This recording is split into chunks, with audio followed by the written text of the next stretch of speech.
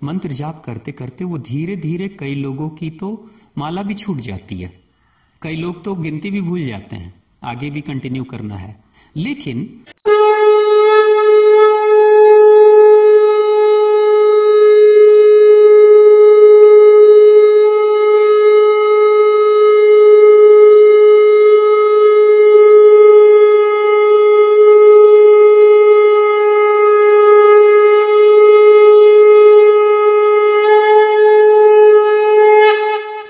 ओम श्री कालिके शुभदेवी सूर्यकूट निवासने रक्षमार्तमहमाय विश्वरूपे नमस्तुते।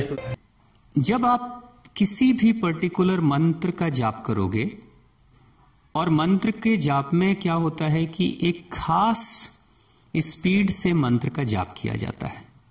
कोई भी भक्त, कोई बहुत ऐसे भक्त आपको मिलेंगे जो बहुत तेज गति से जाप करते हैं, कुछ भक्त ऐसे होंगे जो आपको धीमी गति से वो जाप करते हैं। लेकिन भक्त चाहे कोई भी हो, एक खास इंटरवल, खास स्पीड से वो मंत्र का जाप करता है। ऐसा नहीं होगा कि वो कभी जाप बहुत तेज करने लगेगा, कभी जाप वो बहुत स्लो कर देगा, ऐसा नहीं होगा। वो एक खास रिदम में, एक खास लय से वो मंत्र का जाप करता है। जैसे कोई राम राम राम राम कह रहा है, एक ये सिस्टम हो गया। कोई आपको ऐसे भी कहेगा राम राम राम राम, है ना, ऐसा भी हो गया। ठीक है, कोई आपको उसकी गति भी बढ़ा सकता है, कुछ भी कर सकता है। मैं उन लोगों की बात नहीं कर रहा हूं जिनको राम नाम के जप के साथ गिनती भी पूरी करनी होती है। जैसे मैं ऐसे कई लोगों को जानता हूं जो राम नाम की पुस्तिका पढ़ते हैं, और उस पुस्तिका में शायद कुछ हजार भगवान राम के नाम का जाप रहता है। तो कई बार क्या होता है, हाथ में उनकी पुस्तिका होती है, समय की कमी रहती है, उसी समय कोई पड़ोसी या कोई मित्र आ जाता है, तो उन्हें पूरा कोरम पूरा करना है ना, अपने दिनचर्या में जो राम नाम का जाप करना है। तो पहले तो वो राम राम राम करते हैं। कोई जब चला आता है या आने वाला होता है या घड़ी में टाइम देख लेते हैं कि भाई अब समय की कमी है, तो फिर वो राम राम राम राम राम राम राम राम राम राम राम राम राम राम राम राम राम राम राम, स्पीड बढ़ जाती है उनकी, है ना। तो मैं ऐसे भक्तों की बात मैं नहीं कर रहा हूं कि समय के अनुसार से या दिमाग के अनुसार से वो स्पीड घटाते या बढ़ाते रहते हैं एक ही दिन में, एक ही दिन के जाप में। मैं उनकी बात नहीं कर रहा हूं, मैं बात उनकी कर रहा हूं जो सच में भक्ति भाव से हैं और आध्यात्मिक उन्नति करना चाहते हैं। मैं उनकी बात कर रहा हूं। तो जो आध्यात्मिक उन्नति करना चाहते हैं और सच में उस समय वो बिल्कुल जाप ही करना चाहते हैं, और सभी कामों को, सभी चीजों को उन्होंने थोड़ा साइड कर दिया है, घड़ी लेकर नहीं बैठे हैं, और कोई मन में कोई काम भी लेकर नहीं बैठे हैं कि जल्दी से इसको पूरा कर लूं और उसके बाद मुझे वो काम करना है। यानी बिल्कुल रिलैक्स्ड माइंड से, रिलैक्स मूड से, और बस सिर्फ मुझे जाप करना है, मुझे ध्यान में उतरना है या भगवान की भक्ति में उतरना है, इस भाव से जब वो जाप करते हैं तो उस समय उनके जाप करने का एक अलग तरीका होता है। तो उस तरह के साधक जब जाप करते हैं तो दो गतिविधियां होती हैं जो बहुत महत्वपूर्ण गतिविधि है। ये सभी के लिए बहुत ज्यादा जरूरी है कि वो उसको समझे और उसके महत्व को जाने। एक सिचुएशन में बता रहा हूं, जैसे अक्सर आपने सुना होगा कि जब आर्मी ट्रूप कहीं पे भी आर्मी वाले मार्च पास्ट करते हैं तो एक लय से कदमों को मिलाते हुए चलते हैं सड़कों पे, और एक खास गति से, एक खास प्रेशर के साथ में उनके कदम जमीन पे गिरते हैं और जमीन से उठते हैं। यानी उसकी धमक कोई आसपास का इंसान भी सुन सकता है, समझ सकता है, वो धमक उनको सुनाई देती है। जैसे ट्रेन गुजरती है किसी रास्ते से, तो ट्रेन के गुजरने से आसपास की जो जमीन है वो थोड़ी सी थरथराने लगती है, कांपने लगती है। उसी तरीके से आर्मी वाले भी अपने खास लय से, अपनी चाल से जब चलते हैं तो मिट्टी में भी थोड़ी सी थिरकन सी आने लगती है, थोड़ी सी धमक सुनाई देती है।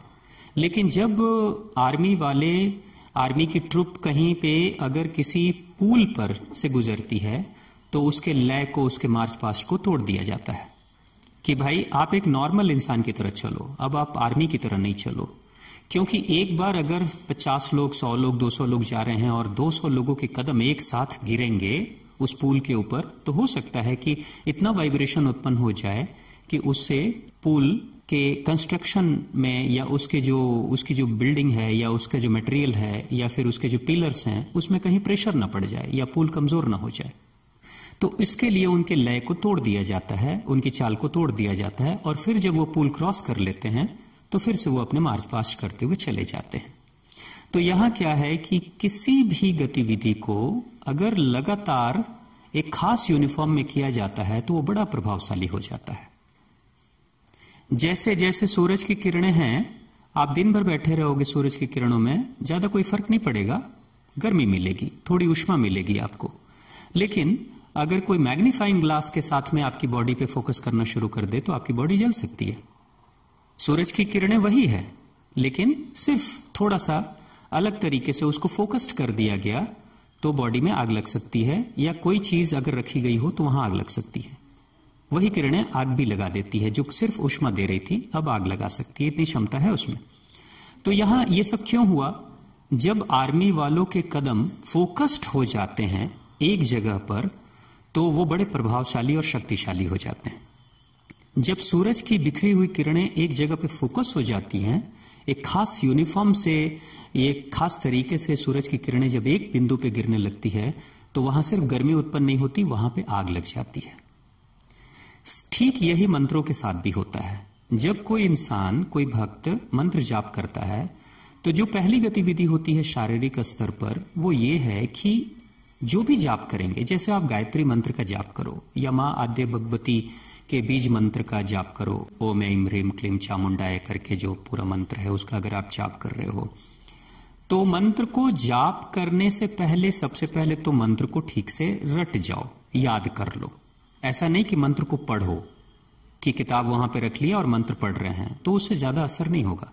लेकिन मंत्र को रट जाओ पहले आप, दिन में 1 दिन 2 दिन लगाओ और उसे रटो, ठीक से रट जाओ, याद रहना चाहिए आपको। उसके बाद जब आप बहुत कंफर्टेबली मंत्र का जाप करते हो तो फिर क्या होगा, आप कभी भी कोई लंबे मंत्र का अगर जाप करोगे या छोटे मंत्र का भी जाप आप करोगे तो क्या होगा, आपको हर मंत्र से पहले कुछ सांस लेनी पड़ेगी और मंत्र के साथ सांस छोड़नी भी पड़ेगी।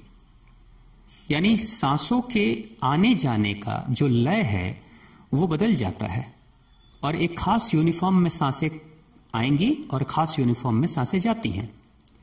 जैसे अगर मान लो कि मैं एक मंत्र का जाप कर रहा हूं, ओम ऐं ह्रीं क्लीं चामुंडाय विच्चे, इतना करने के बाद अगर मुझे सांस लेने की जरूरत पड़ती है तो एक धीमी सी सांस लेकर फिर से आगे के मंत्र का जाप मैं शुरू करूंगा।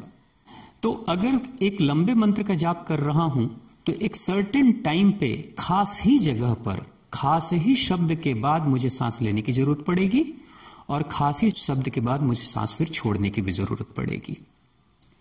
अब यहां क्या है कि अगर मैं एक ही मंत्र को बार बार जाप कर रहा हूं तो ऐसा नहीं कि मैं लंबी गहरी सांस कभी ले लूंगा और कभी हल्की सांस ले लूंगा, ऐसा नहीं होगा। जैसे मैंने शुरू किया वैसे ही सांस मेरी बार बार उसी एक बिंदु पर जाकर उसी एक शब्द के साथ सांस खास फ्रीक्वेंसी में सांस गहरी या धीमी होगी। और अगर आपने कोई लंबे मंत्र का जाप कर रहे हो और उसमें 3 बार आपको सांस लेने की जरूरत पड़ रही है, हल्की हल्की छोटी छोटी सांसें, तो तीनों बार आप उस मंत्र के पूरा करने में तीनों बार छोटी छोटी उतनी ही गहराई की सांस लोगे जितनी पिछली बार में ली थी आपने। और जब सांस छोड़ोगे तो उतने ही गहराई के साथ छोड़ोगे और फिर से दोबारा से मंत्र को दोबारा जाप करने के लिए आप फिर से एक लंबी गहरी सांस लेकर फिर से शुरू हो जाओगे। तो देखो मंत्र के जाप के साथ क्या हो रहा है, आप प्राणायाम भी कर रहे हो। ये प्राणायाम है, ये खास तरह से जो आपकी प्राण वायु जारी है आपके अंदर, उसको लेने या उसको छोड़ने का एक खास जो एक तकनीक आपके अंदर स्वतः आपका शरीर विकसित कर लेता है, वो ऑटोमेटिक प्राणायाम भी होना शुरू हो जाता है जब कभी भी कोई इंसान मंत्र जाप करता है एक खास लय में। तो प्राणायाम अगर कोई इंसान करता है तो प्राणायाम करने से क्या होता है, उसके शरीर में सबसे ज्यादा प्राण वायु की अधिकता बढ़नी शुरू हो जाती है। यानी वो जाप कर रहा है लेकिन साथ में उसकी बॉडी हेल्दी भी हो रही है, क्योंकि वो लगातार प्राणायाम कर रहा है। अगर कोई इंसान 1 घंटे जाप कर रहा है, 1 घंटे जाप करता है तो 1 घंटे प्राणायाम कर रहा है वो, जबकि वो प्राणायाम के लिए नहीं बैठा है वहां, वो प्राणायाम के लिए बैठा नहीं है, वो एक्सरसाइज करने, योग प्राणायाम करने के लिए नहीं बैठा है, वो तो जाप करने बैठा है, लेकिन इनडायरेक्टली वो प्राणायाम भी कर रहा है। राइट? तो इससे क्या होता है, उसके शारीरिक जो भी अंदरूनी अंग हैं वो धीरे धीरे स्वस्थ होने लगते हैं। इसलिए कहा जाता है कि कई बार लोग मंत्र जाप करते हैं किसी खास तकलीफ के कारण से, किसी खास बीमारी के कारण से, किसी खास जीवन की समस्या के कारण से वो भगवान की भक्ति में जाते हैं, और कोई गुरुजी अगर कह देते हैं कि आप ये मंत्र जाप करो, तो कोई इंसान मंत्र जाप करता है तो 30 दिन, 40 दिन, 50 दिन या 1 महीने, 2 महीने करने के बाद से वो कहता है कि धीरे धीरे मेरी प्रॉब्लम सॉल्व हो रही है, धीरे धीरे मेरी चीजें ठीक हो रही हैं, या फिर मेरी बीमारियां अब कम होने लगी है। जब से मैंने मंत्र का जाप किया ना, तब से मेरी बीमारी कम होने लगी है, मैं ज्यादा अब स्वस्थ होने लगा हूं। तो ये क्या है? ये वो चीज है कि वो तो इंसान जो भक्त है वो सोचता है कि मैं भगवान की भक्ति में जा रहा हूं, इसलिए मेरी बीमारियां ठीक हो रही है भगवान के आशीर्वाद से। लेकिन यहां पे भगवान का आशीर्वाद कैसे बरस रहा है? जब सनातन परंपरा में ये कहते हैं कि अग्नि, जल, वायु, आकाश, पृथ्वी सबके कण कण में भगवान वास कर रहे हैं, तो जो सांसें जा रही हैं एक खास फ्रीक्वेंसी के साथ उसके शरीर में, और खास फ्रीक्वेंसी या वेग से वो सांसें बाहर निकल रही हैं, तो क्या उस समय भगवान नहीं वो सांसों के माध्यम से ले रहा है? भगवान को ही तो ले रहा है ना, भगवान को ही तो वो सांसों में ले रहा है, भगवान को ही तो छोड़ रहा है। तो हर आती जाती सांसों के साथ वो प्राणायाम के माध्यम से भगवान का ही कार्य कर रहा है, और भगवान धीरे धीरे उसके शरीर को तंदुरुस्त और स्वस्थ कर रहे हैं। अब कोई इंसान अगर आधे घंटे, 1 घंटे, या उसने सोच लिया कि मुझे 10 मिनट का ही जाप करना है, या 108 दाने का एक माला जाप करना है, तो 108 बार अगर वो किसी मंत्र का जाप करेगा तो उतने देर तो अपने शरीर को उसने अपने तन को स्वस्थ करना शुरू कर दिया। अब तन के स्वस्थ होने के साथ क्या होता है? तन के स्वस्थ होने के साथ में मन की शक्ति बढ़नी शुरू हो जाती है। जब कोई इंसान प्राणायाम करने लगता है तो मन की शक्ति बढ़नी शुरू हो जाती है, और मन की शक्ति बढ़नी शुरू हो जाती है तो क्या होता है? उसका आत्मविश्वास बढ़ने लगता है, जो विल पावर है वो बढ़ना शुरू हो जाता है। विल पावर बढ़ने के साथ में उसके अंदर एक भाव उत्पन्न होना शुरू हो जाता है कि मैं अब स्वस्थ हो जाऊंगा। ये जो भाव जब जागृत हो जाता है कि मैं अब स्वस्थ हो जाऊंगा, तो धीरे धीरे ये भाव काम करना शुरू कर देता है। आपने देखा कभी किसी इंसान से जब आप पूछोगे कि अगर वो कहता है कि मैं गरीब हूं, जैसे अक्सर लोग कहते हैं, जो गरीब लोग होते हैं वो कहते हैं मैं गरीब हूं, तो पूछोगे क्यों गरीब हो, तो वो कहते हैं मैं अभाव में हूं, है ना। अभाव का मतलब क्या हुआ? कमी में हूं, इसलिए गरीब हूं। सच्चे अर्थों में वो कमी में नहीं है, अभाव। अभाव का मतलब भाव की कमी है उसके मन में। He is not emotionally attached, उसका इमोशन इतना लो हो चुका है, उसके अंदर भाव की इतनी कमी हो गई है, उसकी मन की शक्ति इतनी कमजोर हो गई है कि उसने मानना शुरू कर दिया कि मैं गरीब हूं। अगर आप देखोगे तो एक भिखारी में और एक साधु में क्या फर्क है? दोनों के पास कोई प्रॉपर्टी नहीं होती है, दोनों के पास कोई खास बैंक बैलेंस भी नहीं होता है, लेकिन एक भिखारी है जो कहता है मैं अभाव में हूं, और वो लगातार दिन भर मांगने की कोशिश करता है, लेने की कोशिश करता है। लेकिन वहीं पे एक साधक है, एक साधु है, तो जबकि अभाव में तो वो भी है, दुनिया की दृष्टि में अभाव में वो भी है, लेकिन मन की दृष्टि में वो अभाव में नहीं है, वो स्वभाव में है। भाव उसका इतना अच्छा है कि उसके मन में हमेशा एक बात रहती है कि मैं स्वभाव में हूं, मैं देने के भाव में हूं, मैं दूंगा। वो देने के लिए निकलता है, एक दूसरा है जो मांगने के लिए निकलता है। तो किसी के पास अभाव है, किसी के पास स्वभाव है। सिर्फ इन 2 भाव, मन के 2 इमोशन के माध्यम से कोई अमीर बन जाता है अपने मन से, और कोई अपने ही मन से गरीब बन जाता है। तो उस भाव को मजबूत करने के लिए ही हम मंत्र जाप का सहारा लेते हैं। तो पहले फेज में क्या हुआ? तन की मजबूती, तन का स्वास्थ्य बेहतर, मन की शक्ति बेहतर होती चली जाएगी। ये पहले फेज में मंत्र जाप के साथ ऐसा होता है। अब दूसरे फेज में क्या होगा? मस्तिष्क वो जो विचारों को हमेशा उठाते रहता है, जिसमें हमेशा विचार गूंजते रहते हैं, विचारों से कभी मुक्ति मिलती नहीं है, जहां लगातार लगातार लगातार विचार चल रहे हैं। तो उन विचारों से मुक्ति के लिए हम क्या करेंगे? विचारों से मुक्ति के लिए मंत्र बहुत अच्छा काम करता है। जब किसी भी चीज को लंबे समय तक अगर कोई इंसान रिपीट करेगा एक ही चीज को, तो धीरे धीरे मस्तिष्क थकने लगता है, थक जाता है। जैसे कभी आपने सोचा कि आखिर क्या बात है कि पहले, अब आजकल तो हमारे समाज में ये कल्चर ही खत्म हो गया है। पहले हमारे घर की जो नानी माँ होती थी, दादी माँ होती थी, या बड़े बुजुर्ग होते थे, वो घर के छोटे बच्चों को लोरियां सुनाया करते थे। और लोरी कौन सी? वही लोरी रोज की, एक ही लोरी चल रही है रोज। ऐसा नहीं है कि कल वाली लोरी अलग, परसों वाली अलग हो जाएगी, आज वाली अलग, ऐसा नहीं, एक ही लोरी रोज चलेगी। तो बच्चा, अगर बच्चे को नींद नहीं आ रही तो दादी माँ कहेगी चलो मैं तुम्हें लोरी सुनाती हूं। अब उसको अपने गोद में बिठा लेगी और लोरी सुनाना शुरू कर दी। वो लोरी क्या है? एक ही चीज का रिपीटेशन, बार बार बार बार रिपीट, रोज बच्चा सुनता है, कोई नई बात नहीं है। तो सुनते सुनते सुनते सुनते बच्चे का दिमाग जो है ना वो थक जाता है, और उसके बाद से थक जाने के बाद से वो रेस्ट मोड में चला जाता है। जब रेस्ट मोड में दिमाग चला जाता है, विचार बंद हो जाते हैं, तो धीरे से नींद आ जाती है। मस्तिष्क की ऊर्जा थक गई और नींद आ गई और बच्चा तुरंत सो जाता है। तो लोरी सुनने से बच्चे सो जाते हैं। तो जैसे लोरी सुनने से बच्चे सो जाते हैं, ठीक उसी तरीके से मंत्र जाप करने से भी धीरे धीरे आपके मन में उठने वाले विचारों का जो बवंडर है, आंधी तूफान है, वो धीरे धीरे थमने लगता है। क्योंकि मंत्र भी एक खास स्पीड में, खास लय से आप जाप कर रहे हो, तो विचार धीरे धीरे कम होने लगते हैं। क्योंकि मंत्र पे जब ध्यान करोगे तो विचार छूटेंगे, और विचार पे ध्यान करोगे तो मंत्र छूटेगा। लेकिन आपने तो अपने मस्तिष्क को कमांड दे दिया ना कि मुझे आधे घंटे, 1 घंटे या 1 माला जाप करना ही करना है।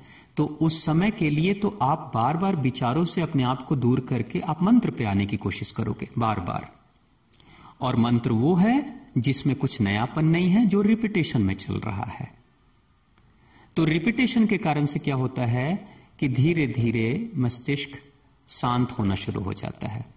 मस्तिष्क शांत होने लगता है तो विचार कम होने लगते हैं, विचार कम होने लगते हैं तो धीरे धीरे रिलैक्स इंसान होने लगता है। तो कई बार आपने देखा होगा कि मंत्र जाप करते करते आपको नींद भी आने लगती है, या फिर कई बार इंसान अर्ध निद्रा में भी चला जाता है। नींद तो नहीं आई, आंखें वो खुला है, चाहे वो महसूस कर रहा है, फील कर रहा है, लेकिन वो ये भी फील करता है उसी वक्त में कि जैसे मैं मंत्र जाप करते करते वो धीरे धीरे, कई लोगों की तो माला भी छूट जाती है, कई लोग तो गिनती भी भूल जाते हैं, आगे भी कंटिन्यू करना है। लेकिन उस समय कई ऐसे साधकों ने यह भी कहा है कि मुझे बहुत अच्छा ध्यान लग जाता है, उस वक्त मैं बिल्कुल दुनिया से डिस्कनेक्ट हो जाता हूं, सभी जगहों से अपने आप को डिस्कनेक्ट कर लेता हूं। डिस्कनेक्ट वो करता नहीं है, डिस्कनेक्ट तो उसके दिमाग ने कर दिया उसको, क्योंकि जो दिमाग है, जो मस्तिष्क है, यही तो कनेक्शन जोड़कर रखता है ना दुनिया से, विचारों के माध्यम से।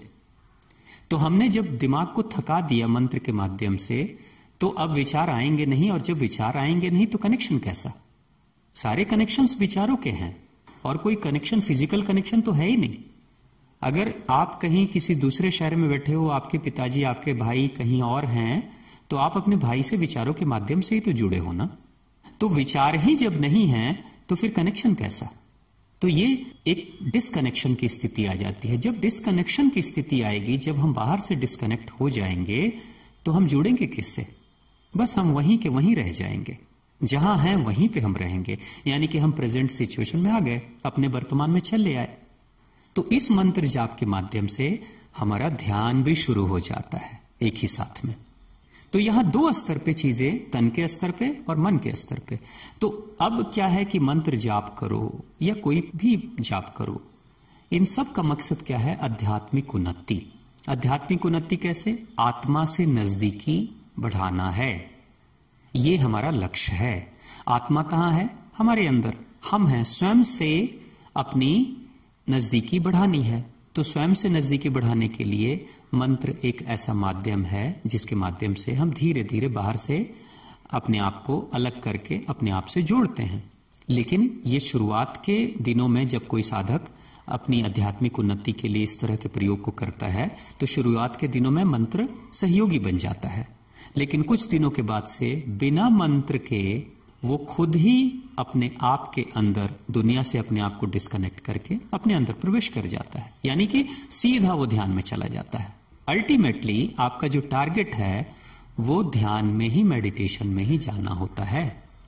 जैसे मंदिरों में आप देखो भजन कीर्तन लोग करते हैं, ताली बजाते हैं, हवन पूजा करते हैं, आरती करते हैं, तो धीरे धीरे आंखें बंद होने लगती है ना लोगों की। ताली बजाते बजाते थकने लगते हैं तो धीरे धीरे शांत होने लगते हैं। तो ये सब शांति क्यों? इस तरह की हरकतें, इस तरह की गतिविधियां क्यों कराना? इन गतिविधियों के माध्यम से इंसान के मस्तिष्क को थोड़ा सा शांत करना और उसके अंदर अंतर्मुखी होकर उसे प्रवेश करने का उसे मौका देना, ताकि वो अंतर्मुखी होकर प्रवेश करे। तो सभी इस तरह की गतिविधियों की, धार्मिक गतिविधियों का जो अंतिम लक्ष्य है वो आध्यात्मिकता के तरफ ही बढ़ना है। यही उसका लक्ष्य होता है।